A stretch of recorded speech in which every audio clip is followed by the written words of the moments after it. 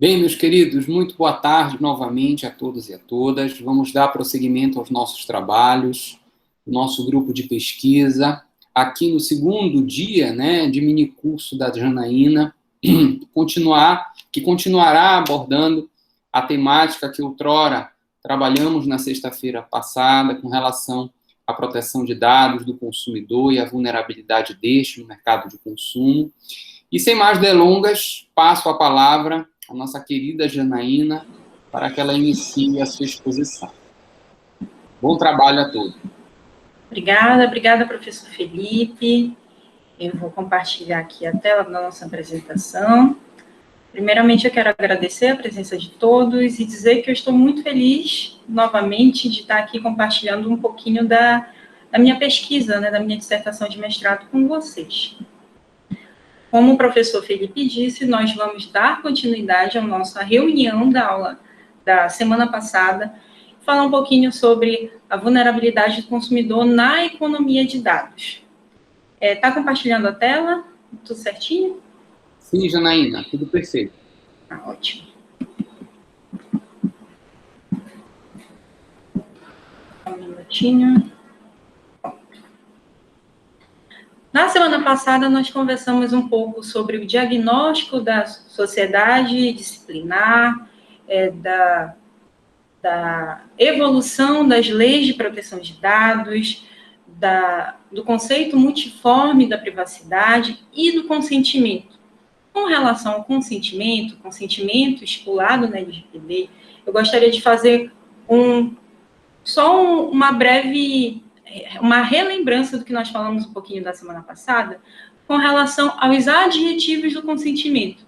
Como nós vimos, o consentimento ele tem que ser informado, livre, inequívoco, específico, quando nós tratamos de dados sensíveis. Eu coloquei aqui essa tabelinha como se fosse um elevador, e que para eu considerar um consentimento verdadeiramente ativo para o tratamento de dados pessoais, eu precisaria caminhar até o terceiro andar do consentimento inequívoco, e quando se trata de tratamento de dados sensíveis, eu tenho que ter a caracterização de todos esses adjetivos. Então, o que seria o consentimento informado? Seria aquele claro, ostensivo, específico, e que se utiliza não só de textos, mas como recursos visuais para possibilitar a informação, como gráfico, visual law, como nós destacamos na reunião passada, imagens, tabelas. Todos esses recursos, eles podem ser utilizados para possibilitar a informação, para deixar claro, de forma clara, como será realizado esse tratamento de dados pessoais.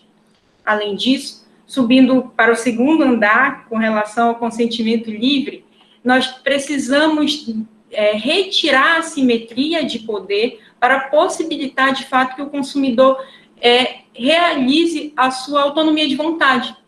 Quando ele sabe, de fato, como seus dados estão sendo tratados, qual o fim, e ele pode escolher se ele quer consentir ou não, e aqui eu destaco que o consentimento, ele deve ser de forma granulada, no sentido de retirar aquela característica bifásica do consentimento. O que seria a característica bifásica?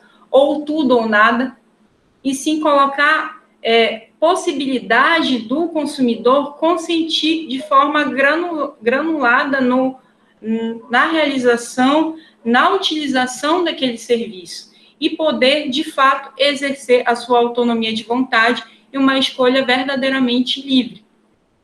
O consentimento inequívoco, como nós destacamos na semana passada, ele não quer dizer um consentimento expresso, e sim um consentimento que ele precisa estar relacionado ao contexto com que ele está sendo tratado.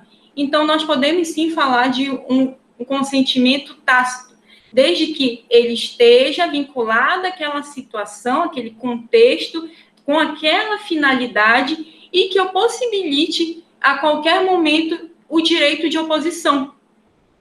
Além disso, pulando para o quarto andar, quando nós tratamos de tratamento de dados sensíveis, o consentimento aqui nesse momento, ele precisa ser expresso e específico, e nós precisamos entender de fato qual é a finalidade para aquele tratamento daquele dado pessoal sensível, tá?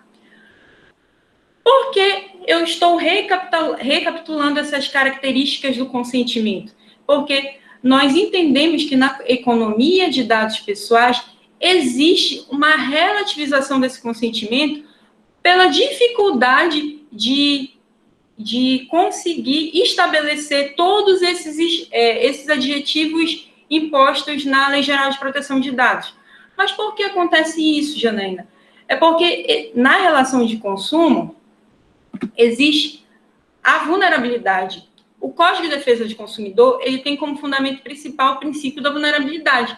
E quando nós estudamos a economia de dados pessoais, nós identificamos vulnerabilidades específicas que deixam a relação desequilibrada.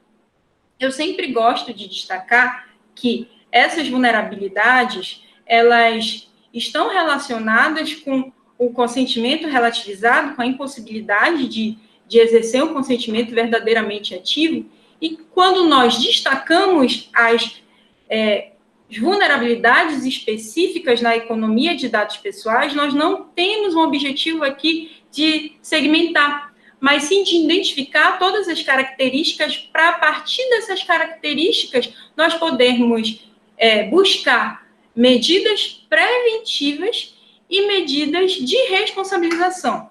Por que eu estou destacando isso desde a nossa última reunião? Porque existe uma crítica muito forte na doutrina, principalmente quando nós estudamos dados pessoais, nessa especificação e essa divisão do princípio da vulnerabilidade.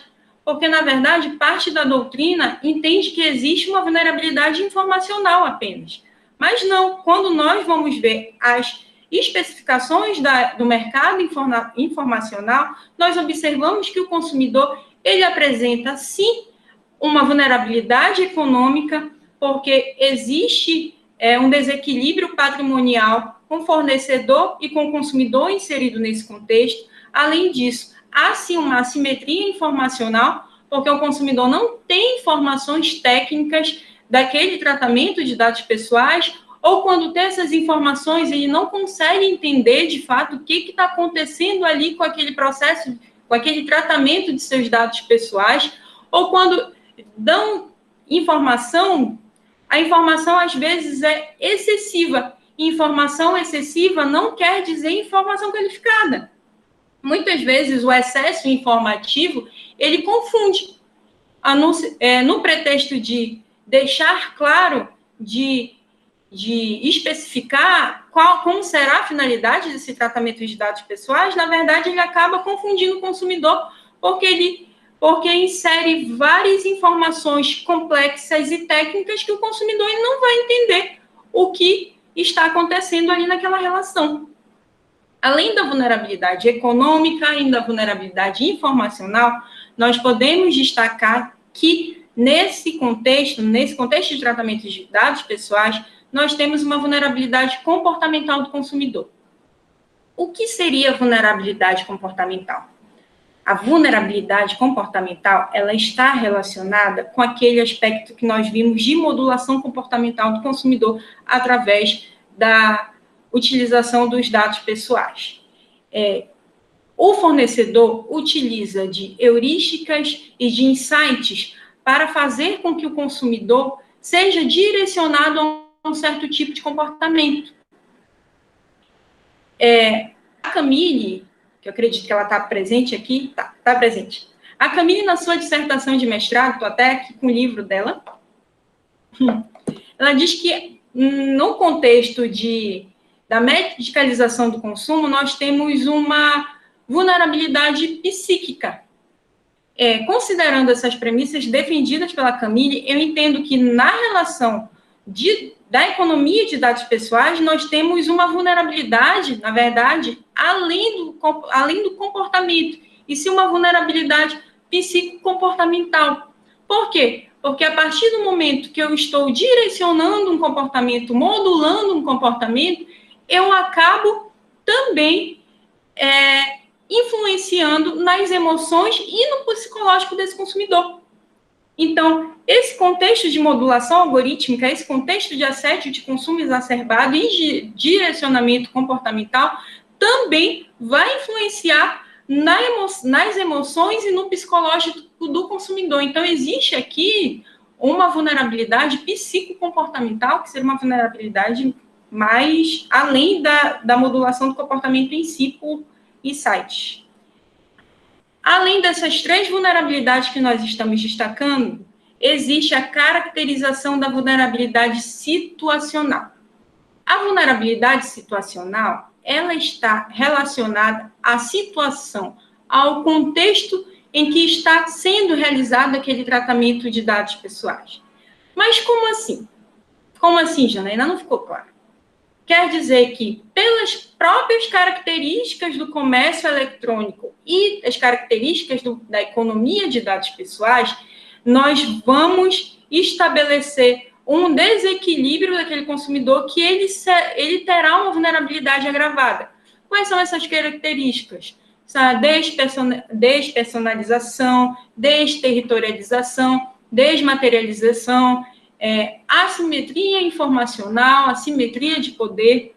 É interessante notar que quando nós começamos a estudar essas características da economia de dados pessoais e do ciberespaço, existem doutrinadores que fazem distinção.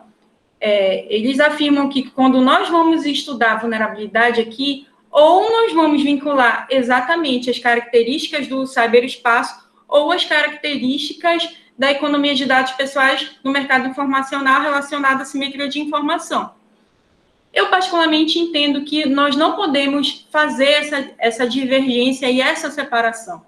Quando nós estudamos economia de dados pessoais e vulnerabilidade situacional para analisar a vulnerabilidade do consumidor inserido naquele contexto, eu tenho que considerar tanto as características do ciberespaço como as características da economia de dados pessoais, porque ambas características vão se interligar e vão agravar a vulnerabilidade do consumidor inserido nesse contexto. Diante de todas essas especificidades das vulnerabilidades que nós estudamos, surgiu um novo conceito de vulnerabilidade, que é a vulnerabilidade algorítmica de dados. Esse conceito de vulnerabilidade nós desenvolvemos no último artigo que nós publicamos, eu e o professor Denis, na RDC 134, se eu não me engano, e o Heitor, que também é membro aqui do nosso grupo de pesquisa, ele desenvolve esse conceito na dissertação de mestrado dele, de forma brilhante, inclusive. E o que seria essa vulnerabilidade algorítmica? Seria que o consumidor ele não entende, ele não sabe o que está acontecendo com os dados pessoais dele, o tratamento dos dados pessoais, e, além disso, existe uma insuficiência normativa, um abstencionismo estatal e o protagonismo das grandes plataformas virtuais que deixam o consumidor numa relação completamente desequilibrada. Então, todas essas características, elas estabelecem, elas concretizam as vulnerabilidades e elas, como nós podemos analisar, elas, a partir do estudo das vulnerabilidades, nós conseguimos entender porque o consentimento ele é relativizado na economia de dados pessoais, porque é tão difícil realizar um consentimento verdadeiramente ativo nesse contexto, isso quando nós estamos trabalhando com essa base autorizativa. O Soloway, ele afirma que o estudo dessas vulnerabilidades e o estudo desse consentimento relativizado, eles indicam que as pessoas, elas não leem as políticas de privacidade. Elas não leem porque elas estão inseridas naquele contexto, elas são assediadas para utilizar aquela plataforma, utilizar aquele serviço e agem de forma compulsiva e acabam não lendo as políticas de privacidade. E quando elas leem, elas não entendem.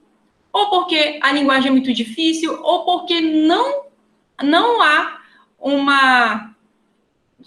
como encontrar de forma clara o termo de privacidade relacionado com aquele tratamento de dado pessoal. E quando elas leem e entendem, muitas vezes elas não têm conhecimento prévio para fazer uma escolha informada.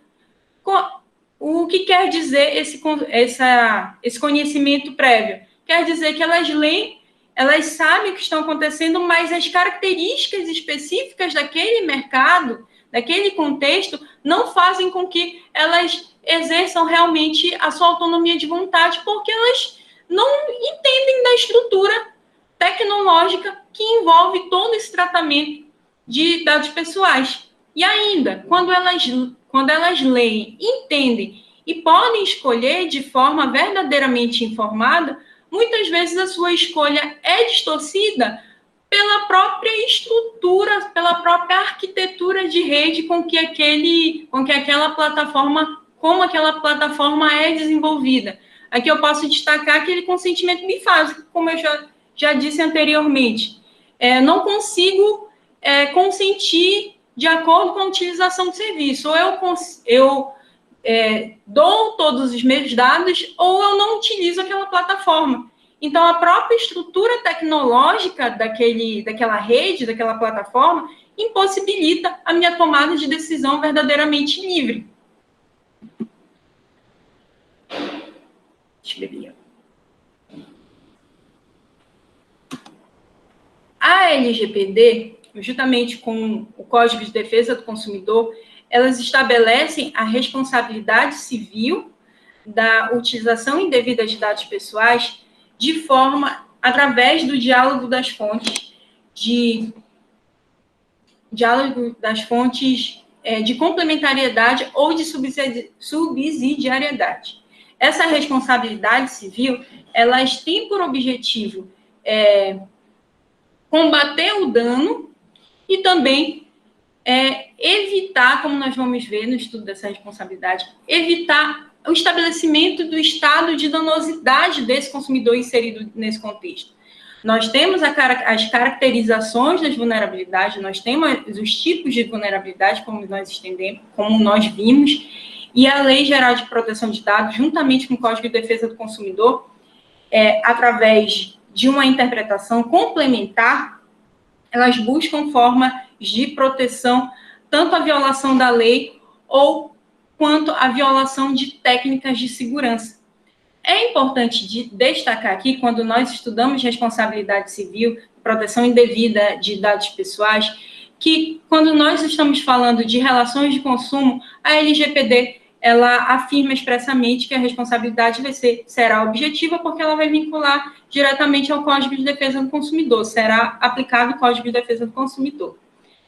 Mas, além dessa caracterização da responsabilidade objetiva, por esse direcionamento do Código de Defesa do Consumidor, é importante destacar que a LGPD, quando nós estudamos responsabilidade, ela tem uma forte inspiração ao Código de Defesa do Consumidor.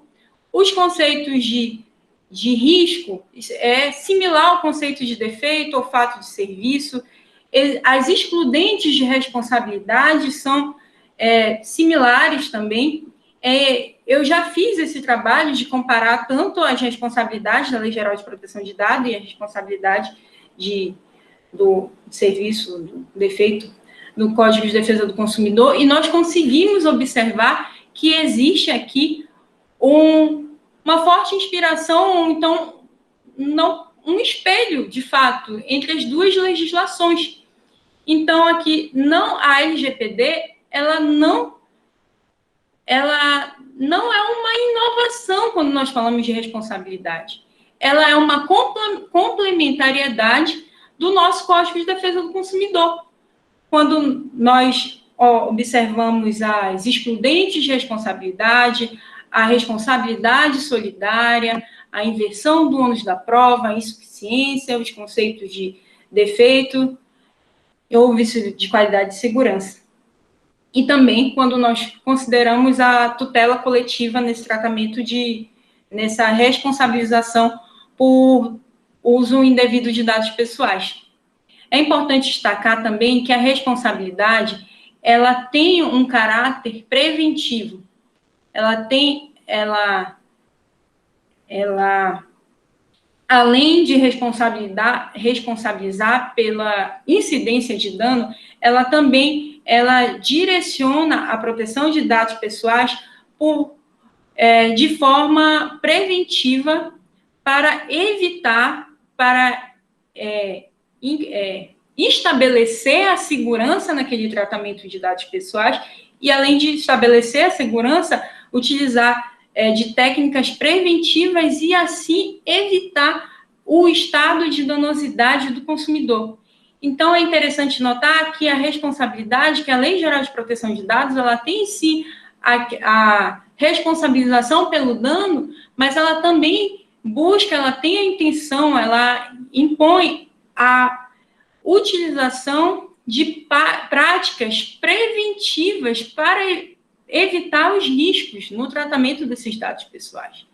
E aqui é muito importante destacar que a Autoridade Nacional de Proteção de Dados, ela pode responsabilizar, ela pode aplicar multa, mas ela tem uma grande importância também nessa política preventiva de proteção de dados pessoais, quando nós falamos da Política Nacional de Proteção de Dados.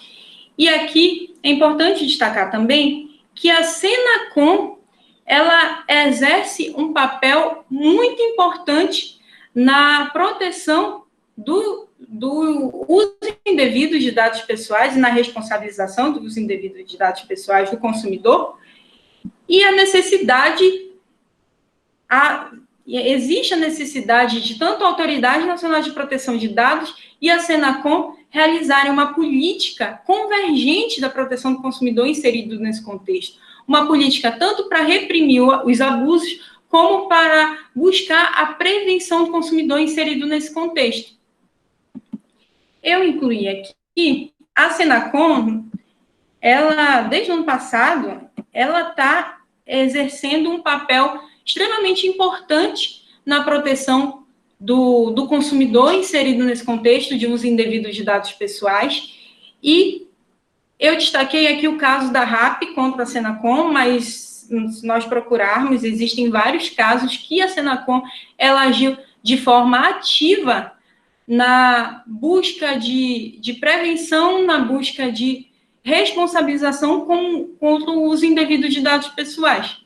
No caso específico da RAP, foi publicado um artigo na Reuters em que afirmava que a RAP estava utilizando os dados dos consumidores para publicidade direcionada sem o consentimento do consumidor para esse fim.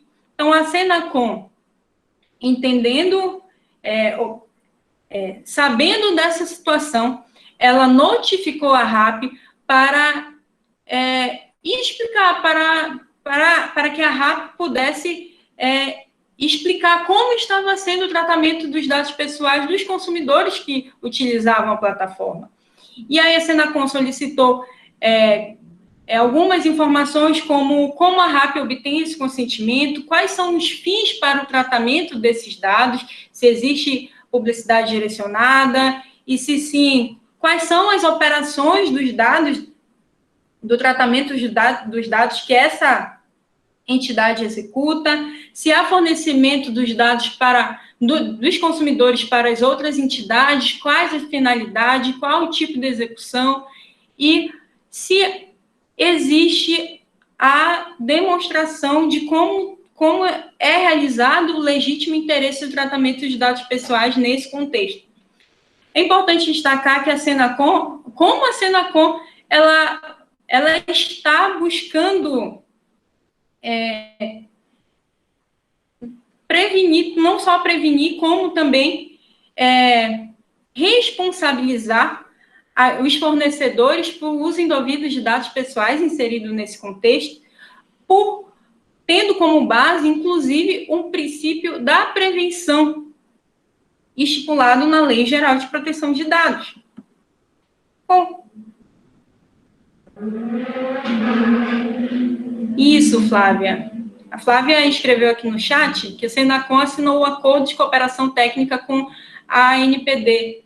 E, pelo próprio princípio da prevenção, é extremamente necessário, Flávia, existir essa atuação conjunta da Autoridade Nacional de Proteção de Dados e da Senacom, de forma convergente para realizar uma política nacional de proteção de dados vinculada, convergente à política nacional de proteção de consumo, como forma de prevenir o tratamento indevido de dados pessoais. E além da atuação conjunta da Autoridade Nacional de Proteção de Dados com a Senacom, eu destaco aqui, relacionado ao princípio da prevenção, o compliance e o privacy by design. O compliance, ele está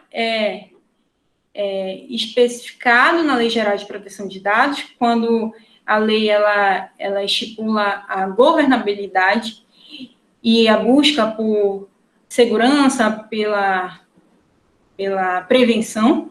E o privacy by design é um princípio que está expressamente destacado também na Lei Geral de Proteção de Dados, que ele significa a realização de uma estrutura de rede, a realização de uma arquitetura tecnológica em que a privacidade do usuário ela estará como eixo principal desde a concepção daquela rede, desde a concepção daquela estrutura de rede, estrutura tecnológica vinculada ao tratamento de dados pessoais. Tá, Janaína, mas não ficou claro o que seria o Privacy by Design. O Privacy by Design, ele está vinculado à estruturação de uma rede tecnológica e ele tem por base alguns princípios. Aqui eu destaquei o princípio da empatia, o princípio da informação, o princípio da humildade e o princípio da simplicidade. O princípio da empatia quer dizer que na formulação da rede, na formulação da tecnologia em volta do tratamento daquele dado pessoal, o designer ele precisa se colocar no lugar do usuário e a partir dessa imersão, nessa criação de persona e estudo dessa persona, ele precisa entender como ele vai estruturar uma rede tecnológica que o consumidor ele vai poder, de fato, exercer o seu consentimento de forma verdadeiramente ativa e, além disso, poder exercer o seu direito à explicação, direito à oposição, direito ao cancelamento e aqueles direitos estipulados na Lei Geral de Proteção de Dados. Quando eu falo em criação de persona, eu não quero dizer que eu vou pegar os dados pessoais daqueles consumidores, vou anonimizar e vou estudar. Não. Criação de persona é a identificação do grupo que eu vou trabalhar, o grupo que aquela plataforma ela pretende atingir, e eu crio pessoas fictícias. E a partir dessas pessoas fictícias, o designer se coloca na condição daquela pessoa e tenta buscar formas de colocar uma estrutura de rede que aquela pessoa vai poder agir de forma livre. Além do princípio da empatia, a informação ela deve estar presente. O consumidor, quando ele for trabalhar com aquela plataforma, com aquela rede tecnológica, ele precisa entender, de fato, o que está acontecendo. E aqui eu posso utilizar a informação através de gráficos, tabelas, como eu disse antes, né? A humildade, ela quer dizer que a plataforma, ela precisa colocar formas com que o consumidor, com que o usuário, ele possa dar feedbacks para aquela plataforma, para aquela rede, no sentido de possibilitar que a plataforma entenda como o consumidor ele está sentindo na utilização daquela rede, a partir disso, ele possa modular a sua rede, modular o seu aplicativo para possibilitar o exercício dos direitos do usuário.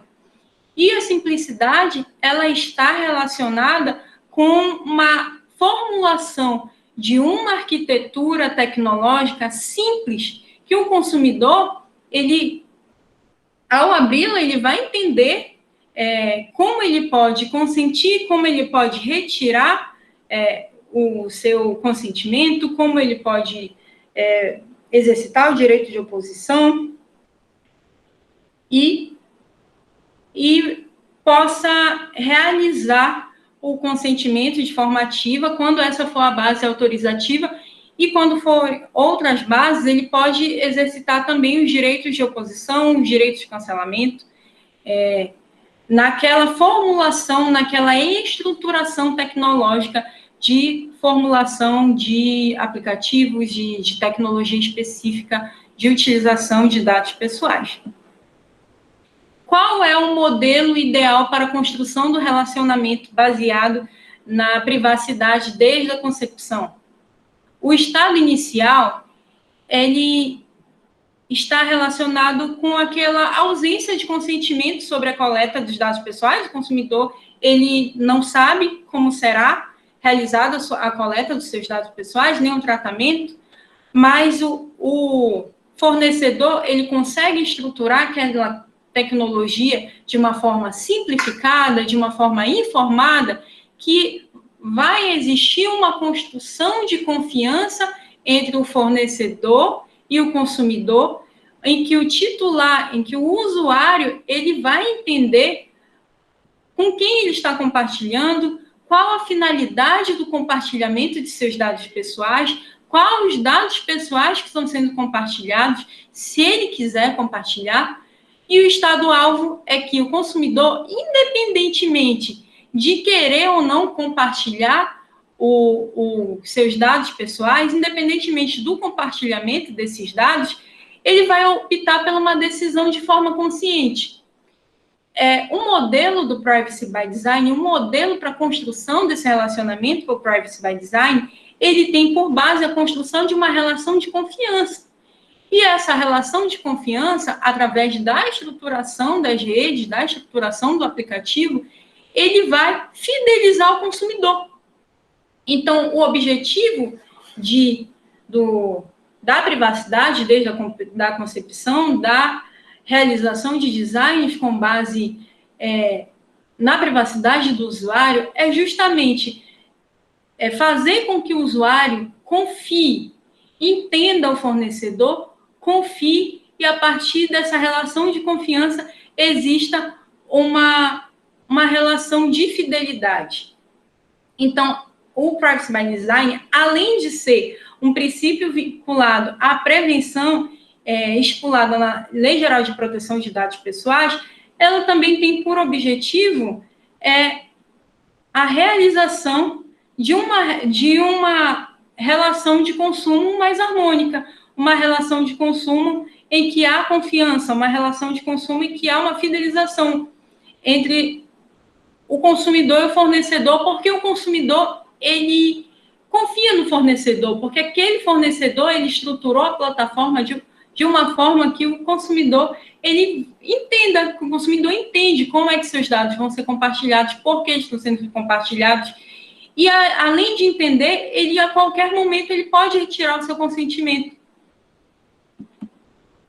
O Privacy by Design, ele tem por base o estudo das jornadas das pessoas, e a partir desse estudo dos momentos das jornadas, dos picos das jornadas, é que o fornecedor ele vai identificar como solicitar o consentimento do fornecedor em cada momento de utilização da plataforma, utilização do serviço, para, ao final, ele conseguir uma experiência positiva do consumidor na utilização daquela plataforma, na utilização daquele serviço, e assim, como eu disse, conseguir uma relação de confiança, uma relação de fidelidade. Quando nós falamos de jornada, como eu disse antes, a construção de personas, ela é a construção de consumidores fictícios e eu analiso como será a jornada do consumidor, a jornada daquela persona na utilização daquela plataforma, daquele aplicativo.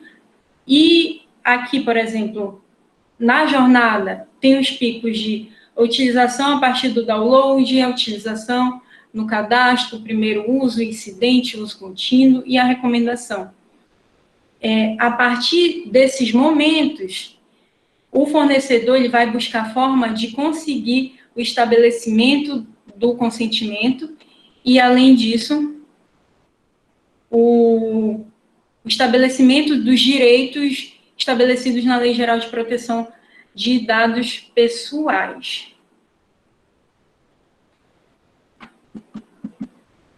Tá, Janaína, mas qual o objetivo, qual o fim?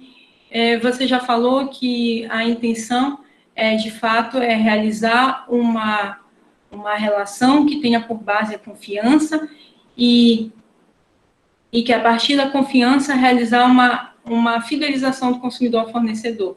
Sim, e além disso, o estudo dessas jornadas, a busca de melhores experiências do consumidor,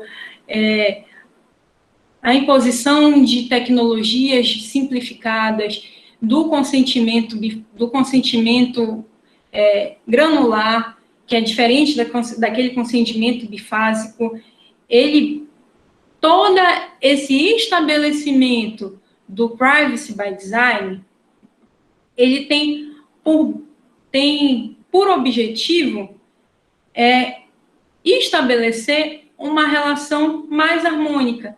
Aqui eu fiz um questionamento. O que vale mais a pena, um recall ou padrões de qualidade desde a concepção?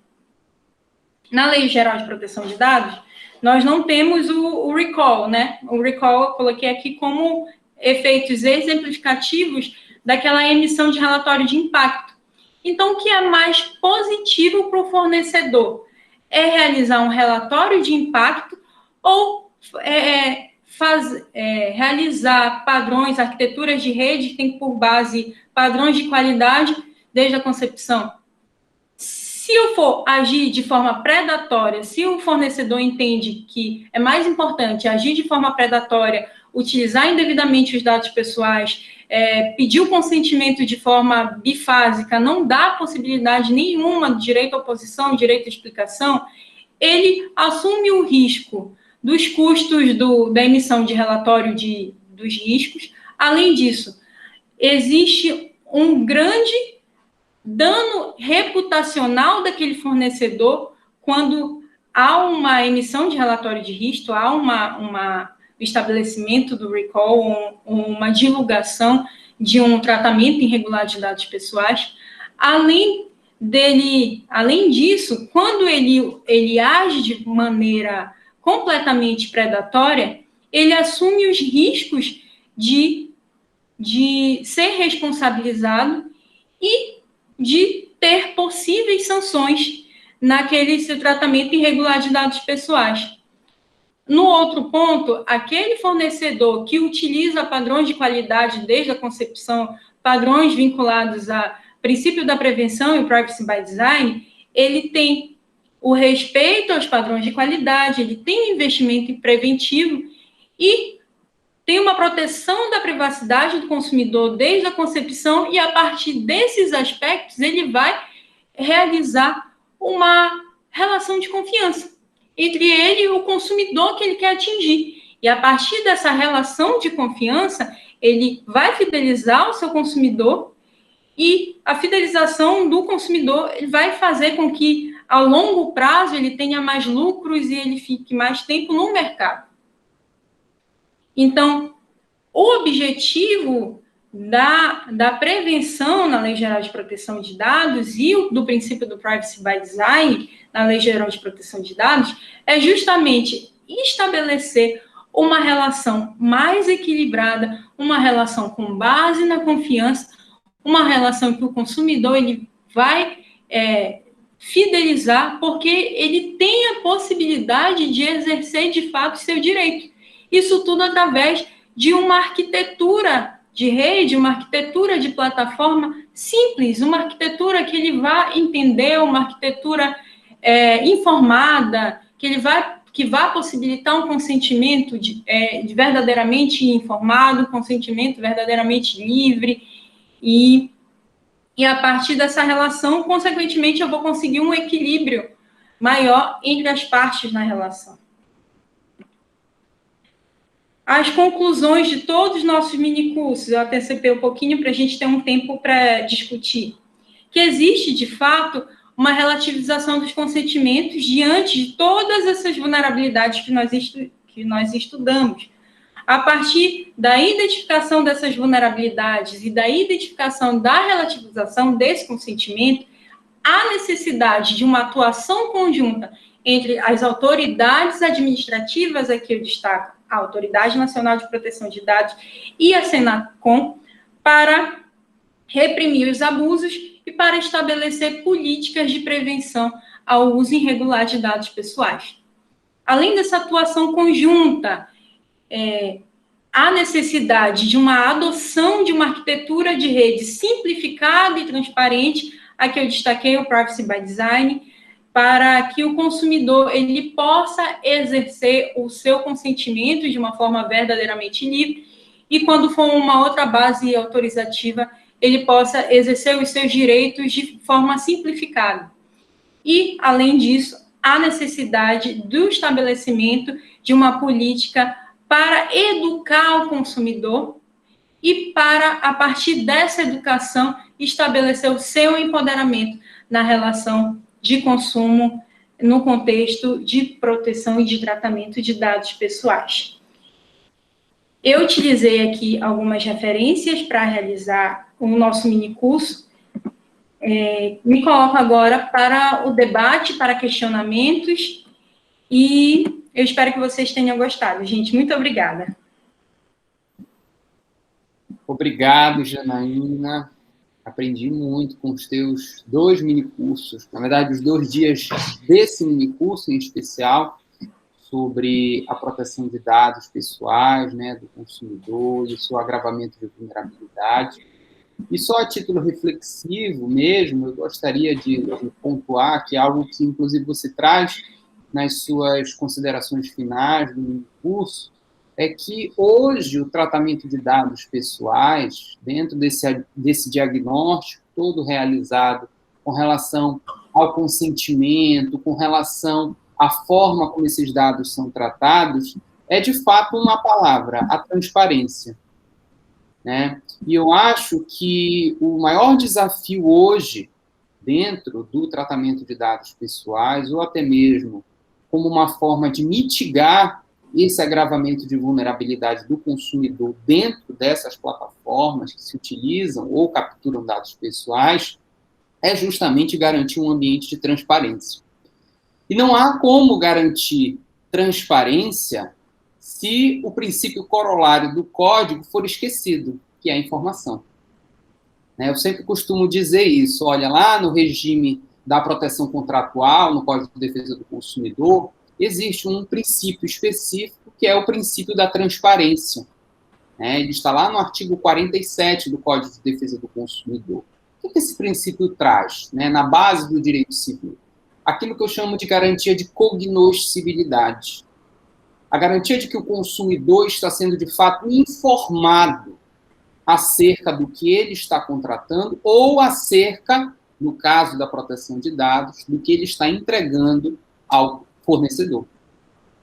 Então, não creio que uma evolução ou um aperfeiçoamento, da proteção de dados, especialmente do Brasil, consiga evoluir se os fornecedores esquecerem de um dever anexo das relações de consumo, muito lembrado pela professora Cláudia Lima Marques, que é o princípio da informação.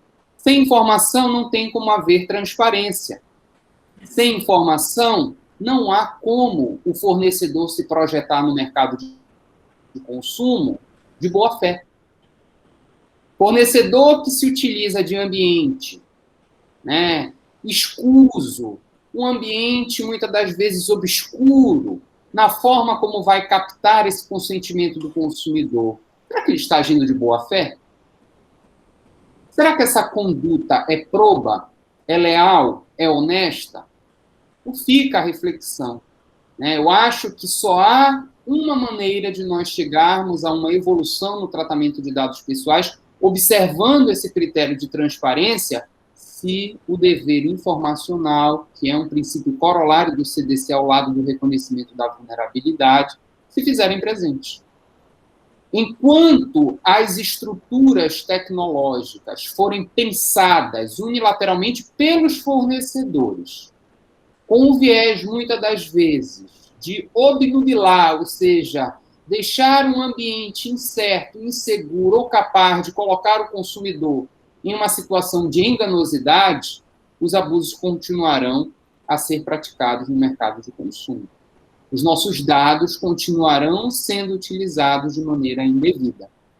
E não há como pensar em uma estrutura que garanta esse dever informacional, que garanta essa perspectiva de transparência, se nós não estivermos diante desses instrumentos que você traz durante a sua exposição, né? Instrumentos aí, portanto, que vão garantir ao consumidor que já se coloca dentro de uma perspectiva de vulnerabilidade situacional, muitas das vezes, o consumidor que não sabe mexer em uma plataforma, para que ele, de fato, exercite, né, uma pseudo-racionalidade. Hoje é muito difícil falar que o consumidor atua de maneira 100% racional no mercado de consumo, mas que, pelo menos, atenue os efeitos deletérios de tanta propaganda, de tanta, né, manipulação por parte do fornecedor, e muitas das vezes se utiliza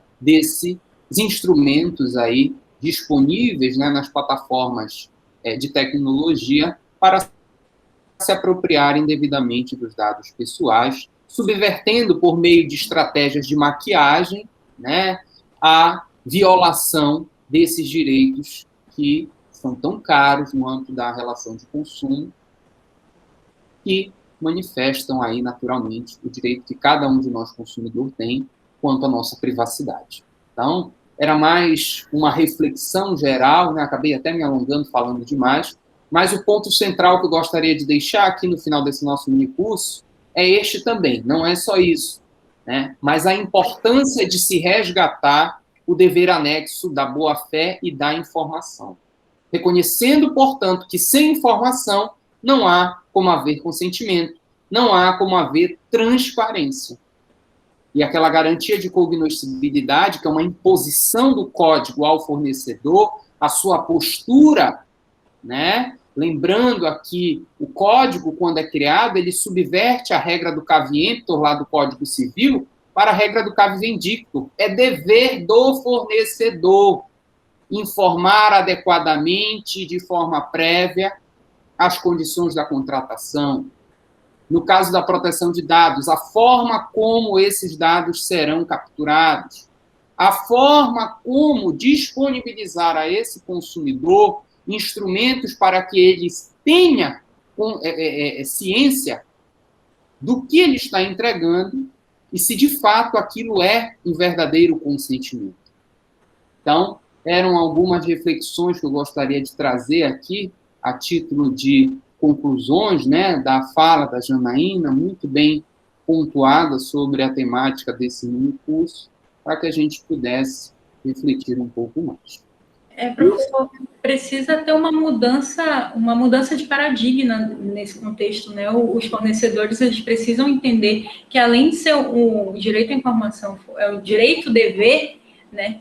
Eles precisam entender que a realização de tratamento de dados, de processamento de dados vinculados ao direito à informação, eles vão beneficiar a reputação da própria fornecedor. E esse benefício reputacional ele vai trazer só consequências positivas para ele mesmo, né? Então, além de ser um dever, os fornecedores eles precisam entender que agir de forma ética vai fazer com que ele fique no mercado mais tempo do que se vincular a práticas predatórias relacionadas ao consumo vinculado ao tratamento de dados pessoais. Só complementando o que o senhor disse. É isso mesmo, a ideia é justamente garantir também essa mudança de comportamento, né? A forma pela qual os agentes econômicos exploram a atividade econômica, especialmente agora em regime de plataforma, dentro daquele conceito de capitalismo de plataforma. Bem, temos alguma pergunta aqui no chat? Acho que não. Bem, pessoal, se não há nenhuma pergunta, é porque a exposição da Janaína certamente foi excepcional como de hábito. Então, eu gostaria, Janaína, mais uma vez, de lhe agradecer efusivamente por ter aceito esse convite, por ter preparado com tanto carinho essas duas apresentações, da última sexta e desta. Eu tenho certeza que todos os integrantes do nosso grupo de pesquisa tiveram aqui a oportunidade de ter um conhecimento transdisciplinar sobre a proteção de dados, não foi uma visão meramente dogmática, mas muito pelo contrário, você foi atrás aí de outros elementos para contextualizar a questão desse dilema hoje envolvendo a captura de dados pessoais do consumidor. Então, só tenho a lhe agradecer e lhe parabenizar pela sua exposição. E agradecer também a todos os integrantes do nosso grupo de pesquisa que se fizeram presentes nos minicursos, no da Isabelle, no meu, e durante essas últimas 2 semanas, no minicurso da Janaína. E gostaria, antes de me despedir de vocês, de deixar registrado que agora, em junho, nós teremos uma aula de encerramento. Ainda estamos confirmando aí palestrante, o Denis até mencionou na última sexta-feira, professor, colega nosso do grupo de pesquisa, mas estando confirmado, certamente, as informações relativas a essa palestra de fechamento desse ciclo estará disponível lá nas nossas redes sociais, no Instagram, e nós estaremos divulgando amplamente em todas as nossas redes, em todos os nossos canais de comunicação e também por e-mail. Tá certo, gente? Obrigada, gente. Obrigada pela audiência. E é isso. Obrigada, professor, pelo convite. Se precisar, quiser conversar, eu adoro. Podem mandar e-mail, me adicionar no Instagram. Adoro conversar sobre produção de dados e relações de consumo. Estou aí. Perfeito. Muito obrigado, gente. Uma boa tarde a todos e todas. Tchau.